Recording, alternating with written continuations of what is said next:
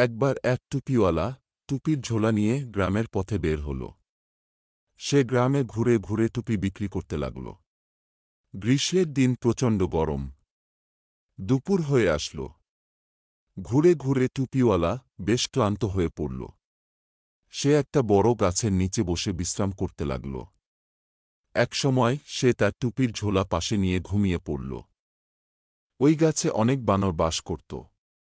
তারা গাছের নিচে টুপিওয়ালাকে ঘুমাতে দেখল। তারা আস্তে আস্তে নিচে নেমে এলো এবং তার ঝোলার মধ্যে অনেক টুপি দেখতে পেল। টুপিওয়ালার মাথায় টুপি পরা দেখে সবাই ঝোলা থেকে একটা একটা করে টুপি মাথায় পড়ল এবং তারা আবার সবাই গাছে উঠে বসল। হঠাৎ টুপিওয়ালার ঘুম ভাঙল। সে দেখল তার ঝোলাটা খালি পড়ে আছে। ঝোলার মধ্যে টুপি নাই। টুপিওয়ালা খুব চিন্তায় পড়ল। তার টুপি কোথায়? এমন সময় সে গাছের উপরে বানরের শব্দ পেল। টুপি মাথায় বানরের দল এক ডাল থেকে অন্য ডালে লাফালাফি করছে। টুপিওয়ালা অনেক অনুরোধ করল টুপিগুলো ফিরিয়ে দেওয়ার জন্য।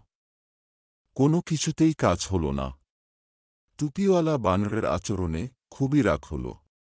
একসময় সে রাগ করে তার মাথার টুপিটা মাথা থেকে ছুঁড়ে ফেলে দিল।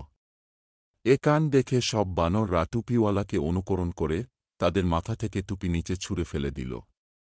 তারপর টুপিওয়ালা সব টুপি কুড়িয়ে ঝোলায় ভরে বাড়ির পথে রওনা হল।